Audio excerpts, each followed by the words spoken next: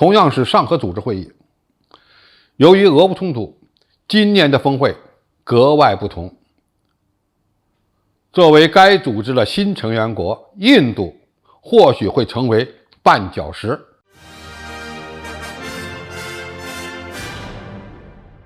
观众朋友、网友朋友，大家好，我是付钱少。在俄乌冲突持续、俄罗斯被西方孤立的背景下，今年举行的上合组织元首理事会有着特殊的意义。在俄罗斯看来，上合组织是少数能够抵抗美西方倡导的单极世界秩序的组织之一。上合组织今年还再次扩员，伊朗将正式成为成员国，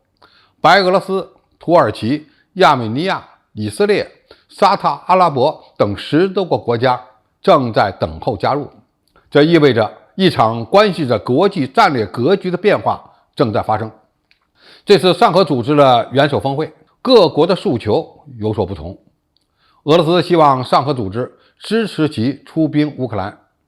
但是中亚国家或者是前苏联的加盟共和国都会表达不同的意见。在国家主权、安全和独立性的问题上，普京的选择会让中亚国家的警惕性加强，所以让上合组织支持俄罗斯对乌克兰发起特别军事行动可能性不大，但是会希望双方尽快停战，开启和平谈判。上合组织自2001年在上海成立，已经发展成拥有中国、俄罗斯、哈萨克斯坦、吉尔吉斯斯坦、塔吉克斯坦、乌兹别克斯坦、印度和巴基斯坦8个成员国的国际性组织。很多人一听到上合组织就会想到上合组织举行的反恐演习，甚至把这个组织当成是一个反恐的区域组织。其实这里有一个严重的误区，上合组织实际上是一个地区经济政治的合作组织。安全合作之所以成为上合组织的重点合作领域之一，是因为在这方面推动起来阻力小，所以表现的成果比较多。但是今年的上合组织会议更重要的发展方向是经济合作，建立上合组织自贸区才是会议的重点，而这正是中国最希望看到的结果。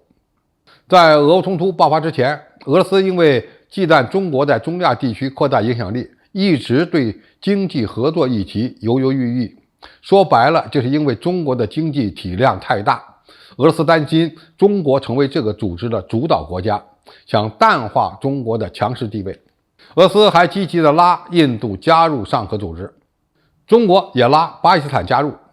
可以理解为这是双方平衡的结果。这次的上合组织发布的公报，印度是唯一的明显拒绝加入中国提出的一带一路倡议的国家，证明印度已经成为上合组织的绊脚石。而今年俄罗斯在被欧洲和美国制裁之后，经济发展面临严重困境，能源出口转向亚洲市场，推动经济合作的积极性比中国还大。中亚国家也需要看到上合组织带来的实惠，所以也有所期待。只有印度是一个变数。中国曾力推中吉乌铁路、上合银行、上合国际交通合作协定等等，结果呢都不理想。但是今年以来，中吉乌铁路开始推进了，其他问题在俄罗斯面临经济困难的情况下，也不再有理由反对。可以这么理解，俄罗斯因为西方的制裁对经济合作积极起来了，对力推经济合作的中国而言，这是一个很好的机遇。上合组织不等于是一个单纯的反恐组织，它也不会变成一个反西方的组织。俄罗斯需要上合组织进一步扩容，以避免被孤立，而中国则需要让上合组织变成促进区域经济发展的有力因素。现在的中国与俄罗斯在上合组织里已经没有太大的分歧，俄罗斯将因此而受益，而中国原本就是全球化的最大受益者，这才是真正的双赢。从此次公布的协议中，